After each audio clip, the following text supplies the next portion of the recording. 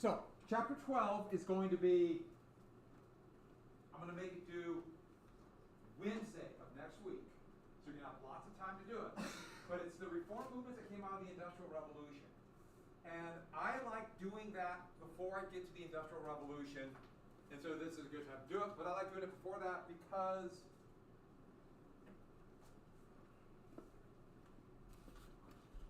let me cut these. I got to cut a few more for you guys. I like doing that so when I talk about the Industrial Revolution and mention transcendentalism, you've already read it and know what it is. Because I don't blame the book for doing this, but it puts things like the women's rights movement as a separate entity when they were directly caused by the Industrial Revolution. And so I like to mention it this, and then the Industrial Revolution led to this. You've already read it. So we'll have a quiz over that next Wednesday. Sound good?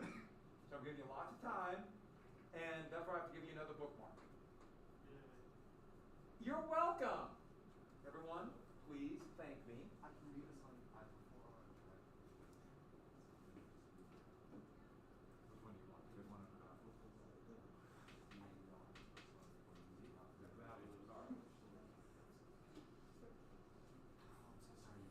Oh wait, no, we can't talk yet.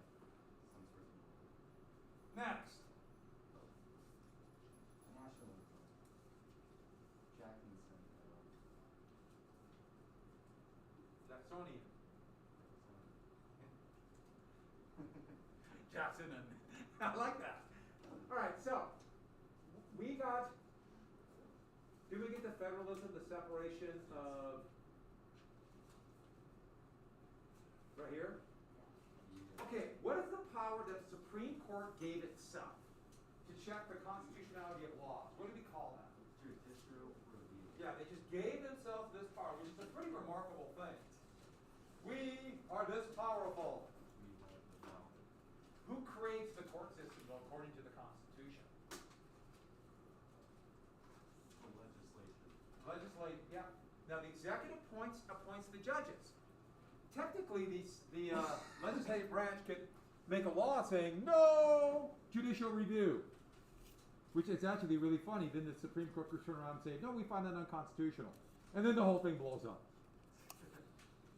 There'll be anarchy in the streets. It's actually, I think we're coming up to one of those moments where we're going to have a lot of big changes. I don't think quite that, but it's coming. Yeah. Aren't you excited? Yeah, balkanization. Riding the wave, people. Balkanization, good word. Montana, Idaho, and Wyoming face Washington to have port access to the sea. And then we have all the nukes. You're scaring me now. I have a flag designed for this. And, what was the clause that gave the federal government more power and therefore the president more power? The executive more power? The one that said they could do whatever were the implied powers or elastic clause? What was that called? Do you remember that? Yeah, that's what you have to know. What's the question? Say it again. Enumerated powers are the ones that are specifically listed. What is the one that says, hey, you can pass different laws to carry out those enumerated powers? What was that called? What clause? And it's the most important one because it gives them greatly expanded power for things like controlling arsenic in the water. What else? What is that law? What is that called? You should have that in your notes. Look for Necessary and proper. necessary and proper. Okay. Necessary and proper. And be careful of one thing. Don't just write down what's on the old PowerPoint. I use that as a basic. You're going to have to add stuff. If you just copy down those words, they will be essentially meaningless to you. Yes, you're all very smart. You are. You're intelligent, you know a lot, but it's easy to forget stuff. You get a lot. I throw a lot at you. And a lot of this is not in one source. I get it from many sources. So, we got this federalism, we got all that, and so the creation of this new government, the executive branch.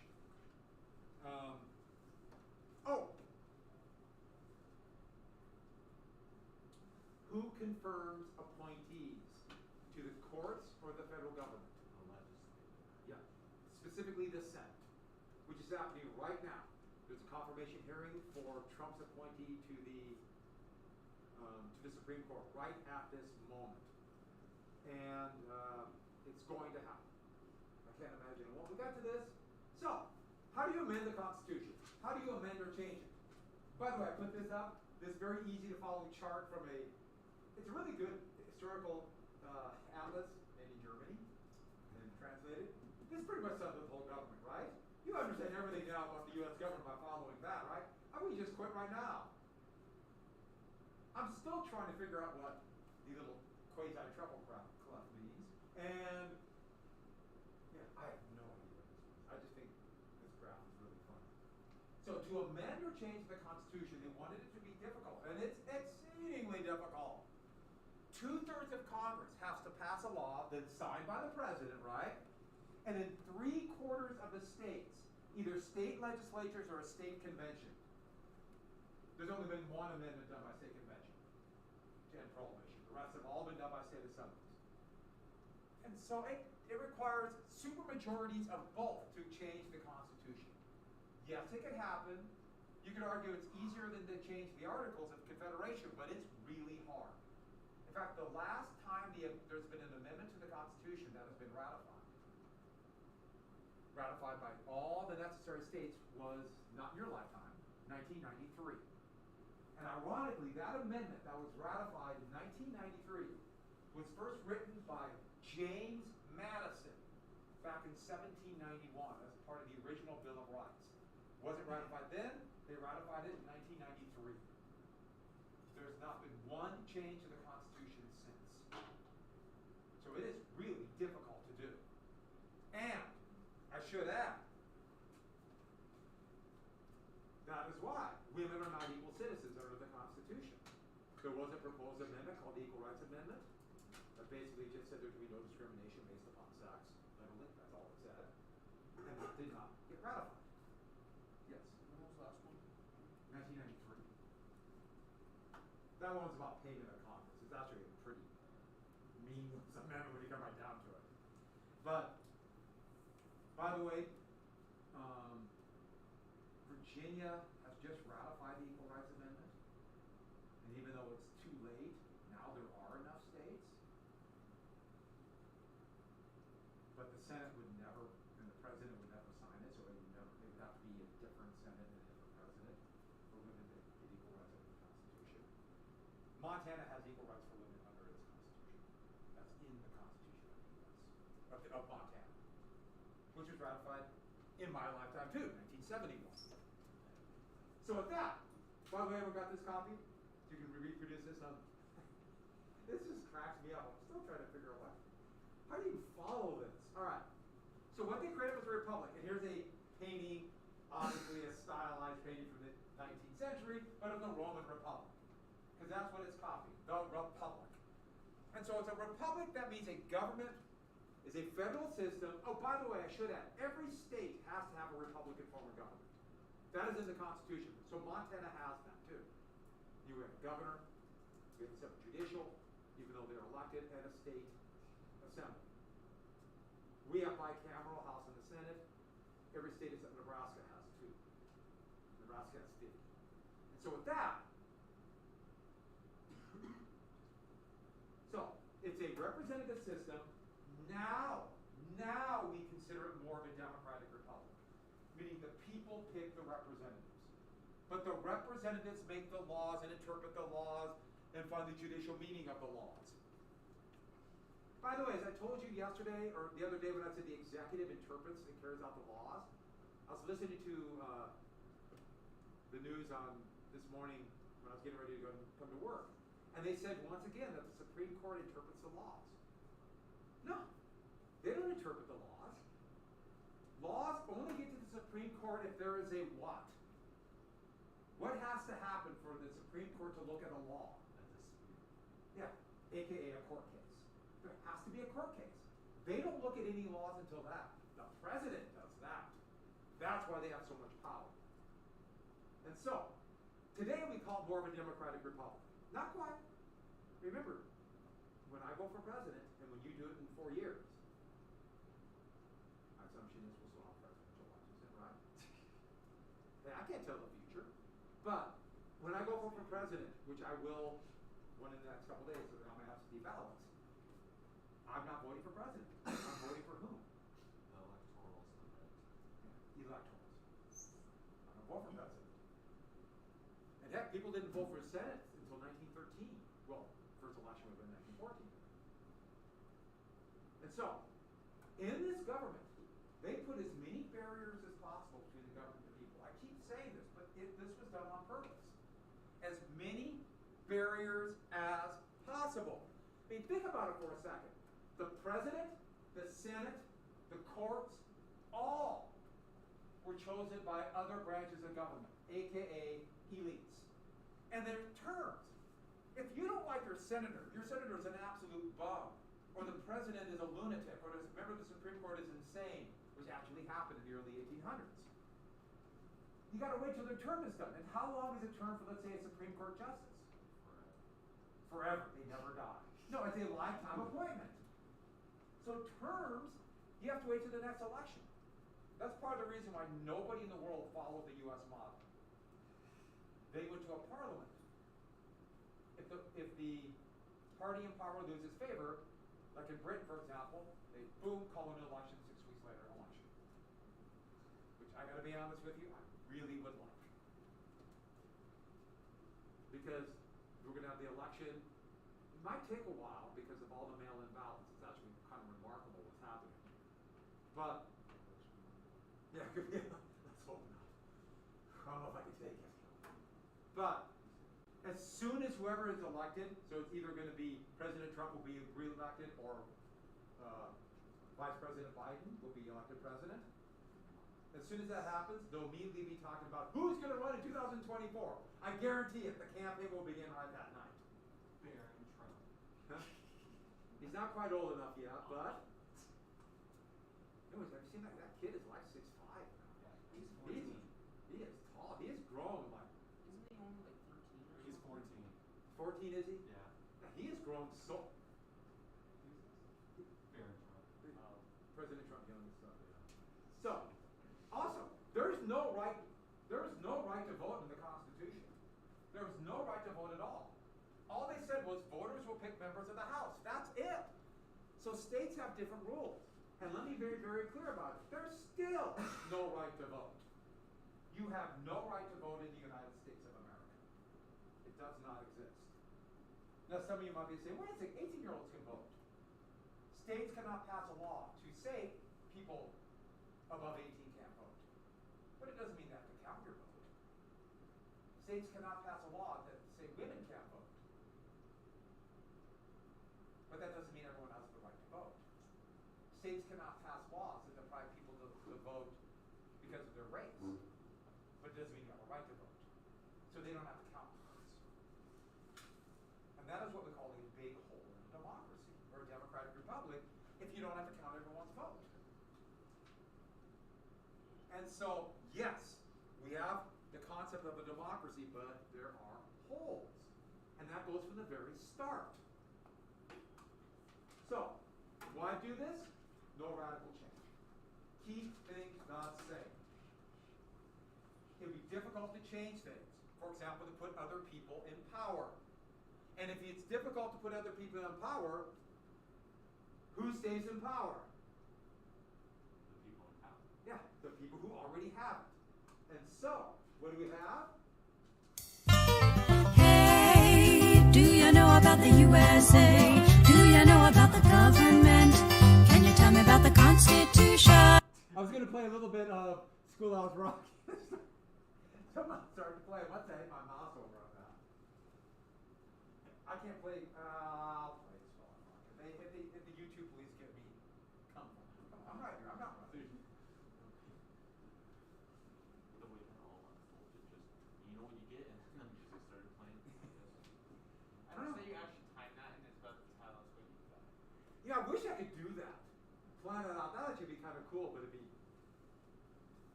I'm pretty sure you would just start floating or something. Just like I'd abuse it.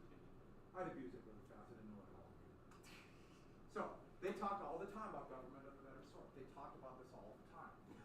Now, yeah, this is for personal power and to protect what they have. sincerely believed this was better. They really believe that. Why would we put government in the hands of people who don't know what they're doing? If we're going to make this country survive, we need the smartest people as possible in charge. And you'll see this kind of elite attitude in people who call themselves conservatives today, call themselves liberals today. They have that same kind of attitude. You know, we're so much smarter than they are. No, we're so much smarter. Which of course is implying that people are dumb. And you see people who consider themselves both sides do that. No, people are not dumb. They're actually shockingly intelligent if you give them a chance. At least in here. Come on, let's be honest, right? But it's very specific. Many different protections of property. And this is not just wealth, you know, land or money or fine art. But let's get to the biggie. It's also slaves. Slaves are property and protected. And so, if we're going to protect the elite, we protect their property. And if you keep the same people in power, the odds are they'll keep their property. Yeah, I know it's more complex than that, but that's the basic element of it. Yeah. So since property doesn't mean just like owning land, if you own just like a cart, would that count as property? Yeah, whatever, if it is property, yeah. Oh. So anything that could be construed as wealth in this time. Okay. Yeah.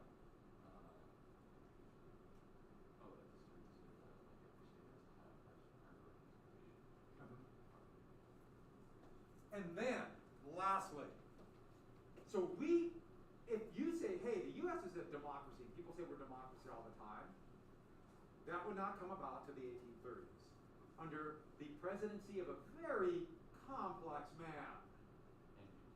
Yes. Who is both arguably a great president and a horrible man. But also, in some ways, I mean, he's really complex. Have we noticed there's a lot of things that are really complex? More and more the idea became democracy is who's in sovereign. Remember sovereign's power.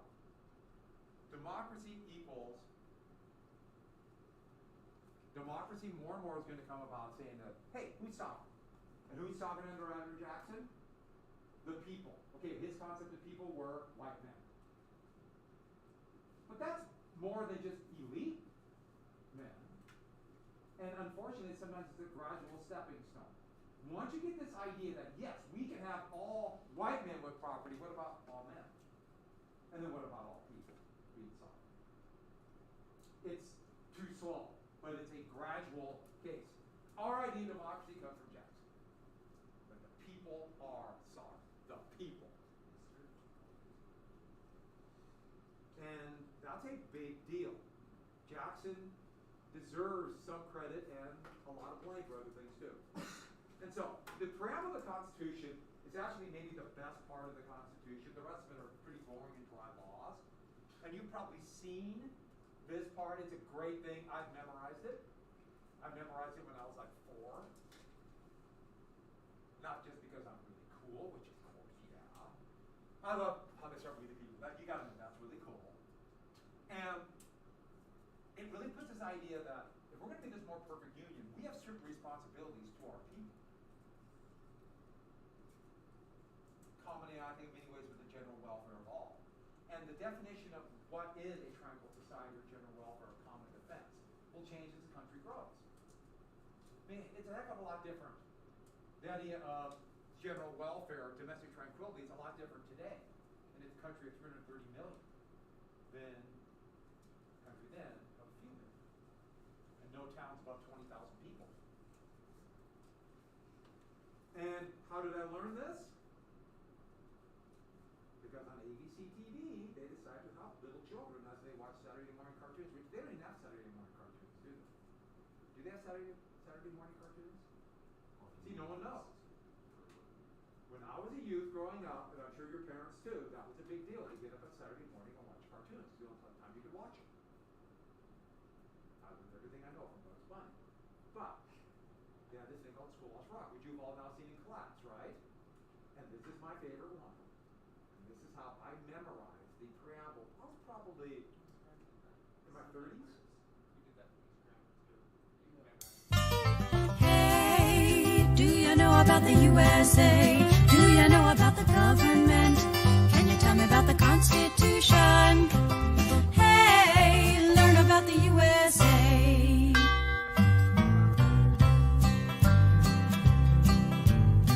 In 1787, I'm told our founding fathers did agree to write a list of principles for keeping people free.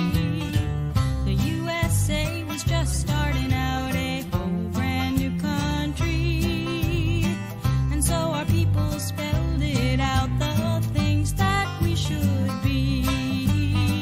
And they put those principles down on paper and called it the Constitution, and it's been helping us run our country ever since then. The first part of the Constitution is called the Preamble and tells what those founding fathers set out to do.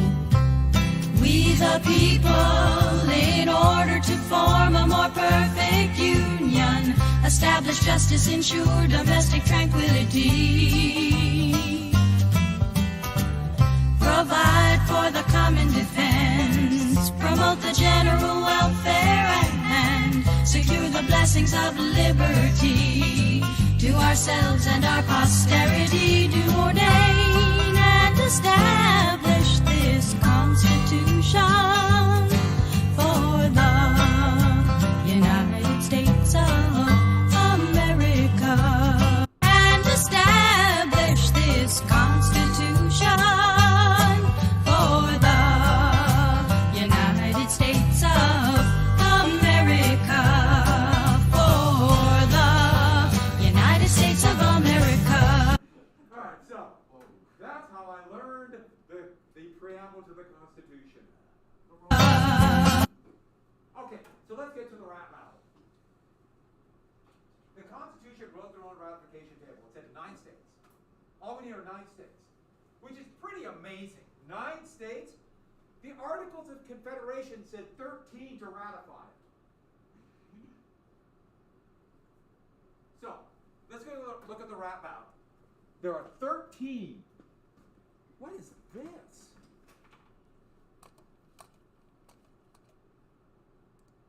I'm sorry. The Federalists are ones who wanted the Constitution. And these are the main Federalists. And they were unified, their basic desire to get one document ratified. They actually disagreed on a lot of things, but, you know, and that kind of euphoria to get one document passed, they forgot those things. Boy, would they blow up after the ratification. So we know Washington, Alexander Hamilton, Adams, who was in London, but threw his support to it, and then, of course, James Madison. There are other ones. I'm not going to mention them all. These are ones we've talked about before. Washington was the big one. And these are the main points they wanted. We wanted that strong central government. So these are things they wanted. The Constitution would provide that. The strong executive. They wanted this. The goal was for strength. Away from the people, strength. They needed to regulate commerce so there wouldn't be wars between Connecticut and New York anymore. And to speak for the country with one voice. Instead of 13 bickering voices. Taxing, I could have put borrowing too, but taxing and money to control the money supply. Money has no value unless you have the power to tax. I'm going to be clear about it. Nobody necessarily likes to pay taxes, but then your money will be worthless if you don't. If people don't trust your system of taxation. If you don't believe me, check out Zimbabwe. Then, unity keeps the country together under one government, and this one government will give the United States increased stature, which means essentially increased credibility overseas. So Britain might quit ignoring the Treaty of Paris of 1783. And that government of the better sort. And I keep saying that because that's what the words they use. We'll make sure we don't have that mob in charge. And so they talked a lot about this federal edifice, like a building, of the different states as pillars holding up the entire national state. But if we don't have all the pillars together, it'll fall apart. So So Federalist cartoons kept showing pillars of this Delaware, Pennsylvania, New Jersey. And the next fight was in Massachusetts in their state assembly to ratify it. So is this pillar going to join the edifice of state? You see all the way to the end. And if you see that, this little hand guiding it up. And so is that. I should add, don't forget this. They're unified behind one document. That gives them a huge advantage, doesn't it? They don't need to organize a bunch of different ideas to one. They say, we just want the Constitution. There will be a political party called the Federalists coming up. The Anti-Federalists. And the Anti-Federalists oppose the Constitution. And I put the Patrick Henry, give me liberty, give me death, famous patriots. George Mason we have not mentioned before, Virginia. And all of these feared the loss of liberty. They feared this loss of liberty, but they had different ideas. To their point of view, all of this will take away liberty. I didn't type that in, so please type it in. They feared this loss of liberty. And so to their point of view, there were these classical liberals. Which is kind of funny. A lot of them feared the loss of liberty so they could have slaves. It's complex. So they feared that strong central government. They feared the strong president. But some of them just feared it because it might make the states more powerful. Or, I'm sorry, the states less powerful. If the federal government's more powerful than the national government, states lose power. A lot more part of the government of the states. They're like, we like our power.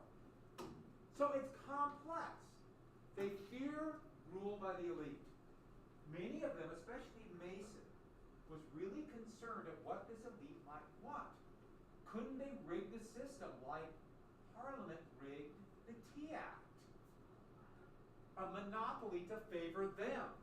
Their fear of monopoly was huge, which is so weird today because we are dominated by monopolies.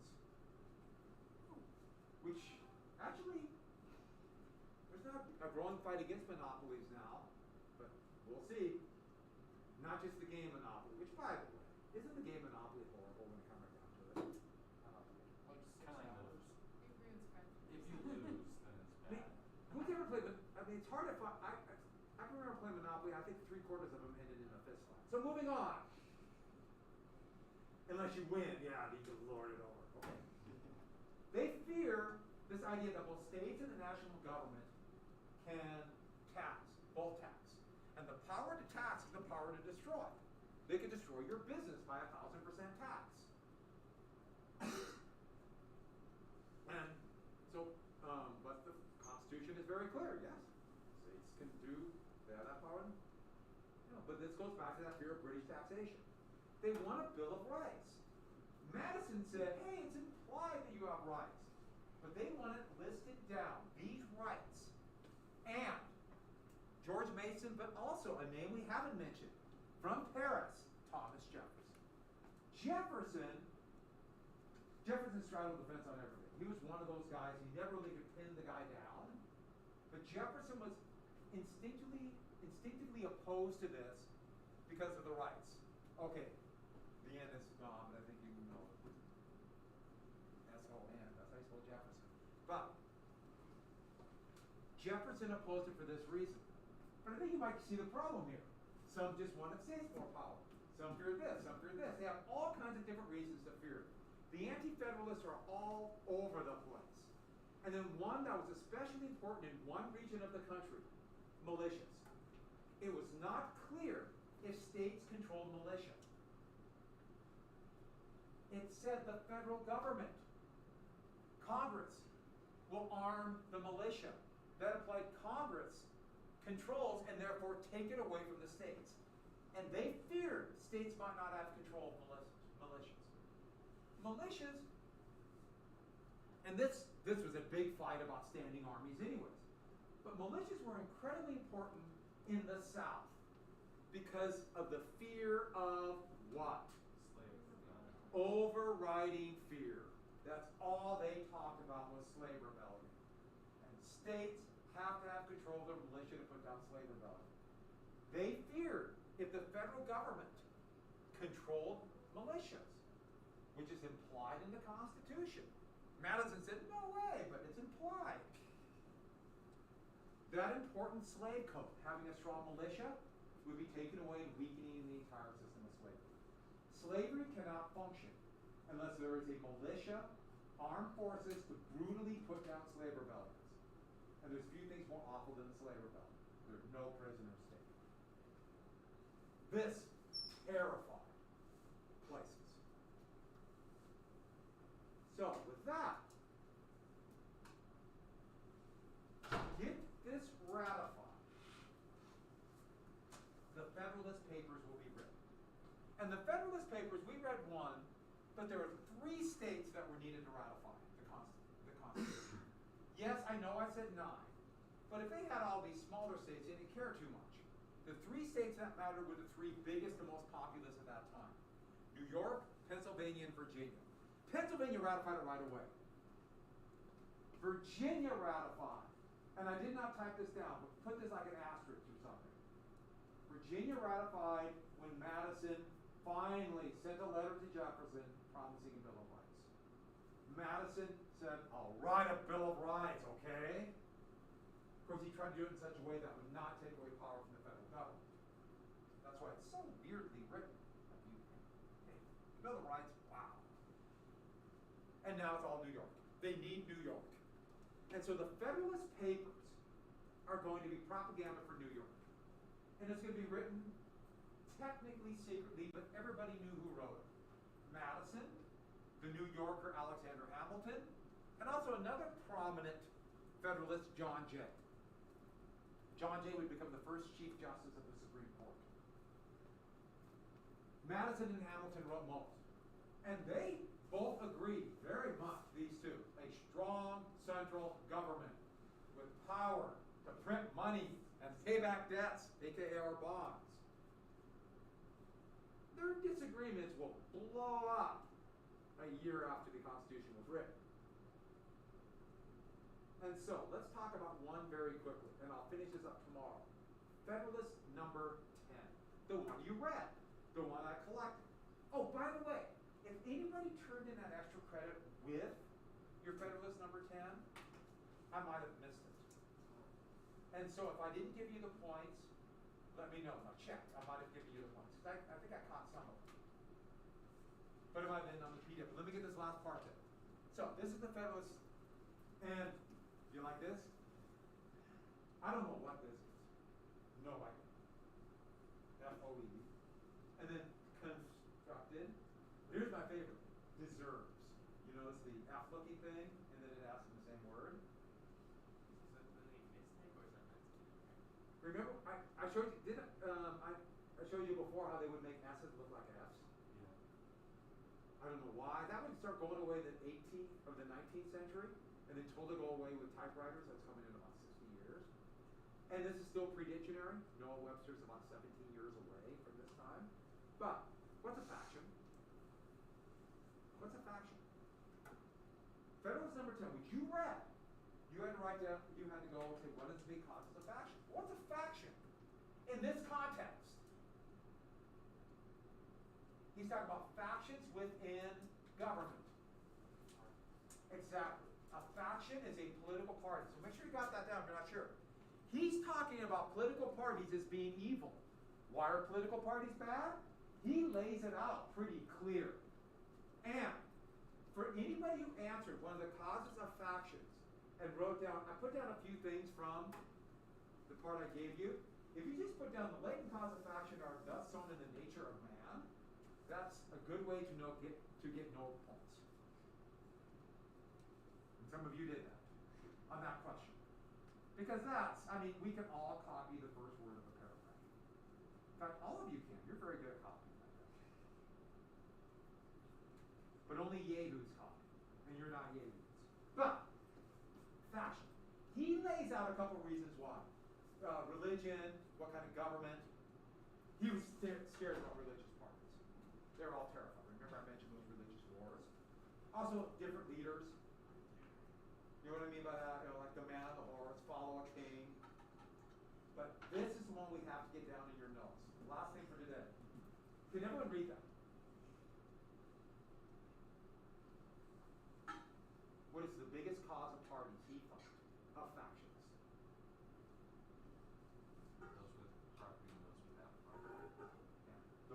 property in one party, those who don't. What do we call that? Class. The parties will break down that. And he even says the parties might come even to even a more definite area. Where are we at here?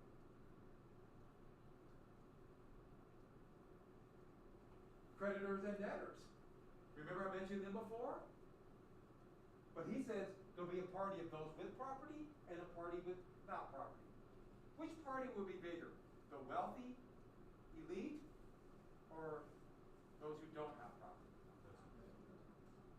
And if there's a democracy, who would win an election? Those got that.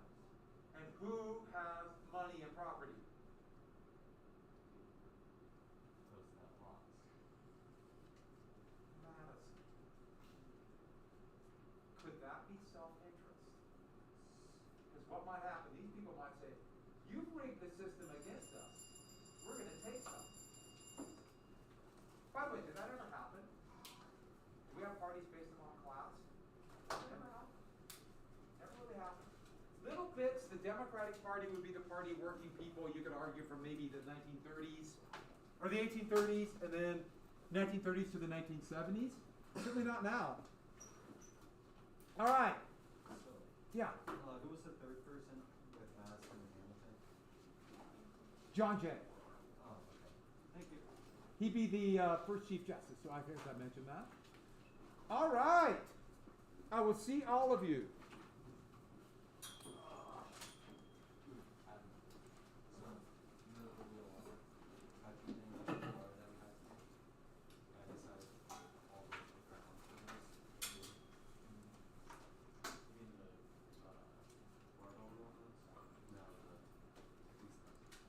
I went all the way to the ground with those things. Sucks.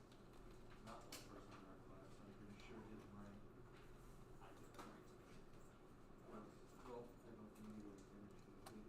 See, Carter wanted us to count like one, but he told me to just count like 1, 2, since I was going all the way down. But I kind of need it. Oh. Okay. I'll see you in Jonesboro. Bye. Thank you. Sure. See you next week. Isn't that weird saying it? Nah, so weird.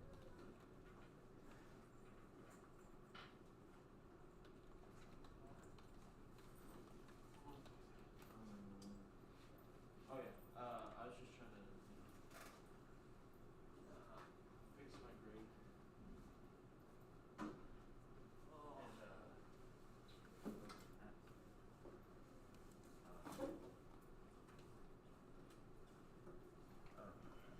Well, like, what kid helped me the most to change my grade? What do you mean? Well, did you ever send a thing in asking if they're redoing the short IDs? Why didn't you do that? That would have helped immensely.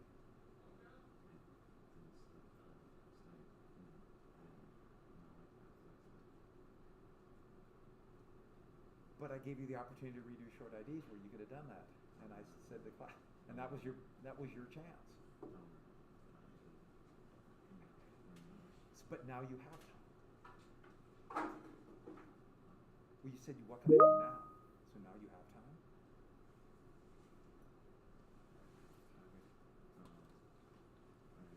No, I gave you a golden opportunity, and you didn't take it.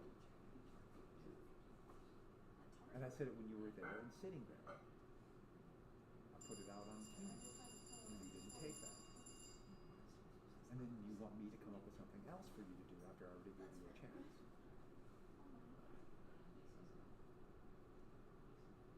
I'm just being honest with you. I mean, that's you had a great opportunity, you didn't take it, and now you want another opportunity?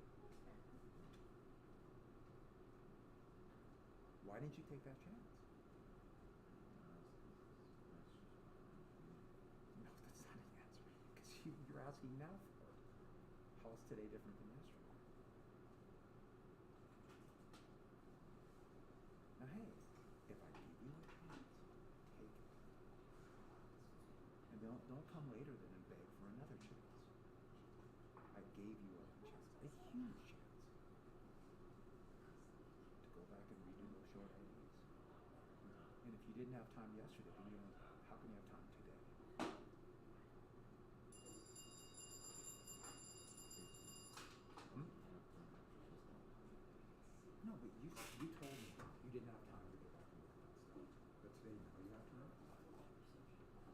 do stuff to improve your grade today, but you didn't yesterday? No, the short I think is like, so there's a lot of stuff. I didn't get the notes or anything. Some of those days. I don't know what I'm gonna do. I can't, you know, I can't force you to take golden opportunities. Hmm? Wait, you have a good chance. And I'm irritated. I don't like people who blow opportunities and turn around and beg me for another opportunity. I don't have sympathy.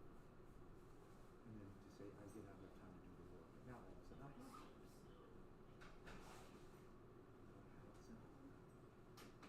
I will work with you to show me something. All you gotta do is send me a test and have a signature. Huh? And you didn't take it.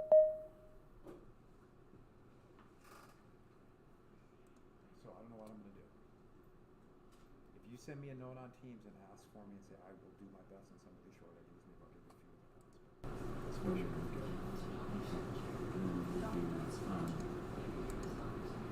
Where's the reading? Where do I read? You have to send me a text. You have to send me a message on Teams and ask for it.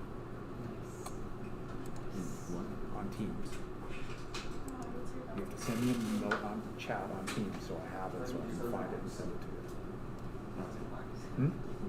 I mean, I'll send you a little bit, but so you have to ask me for it on Teams.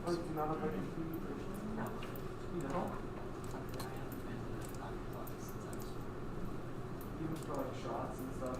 I got my shot yesterday. I get my shots like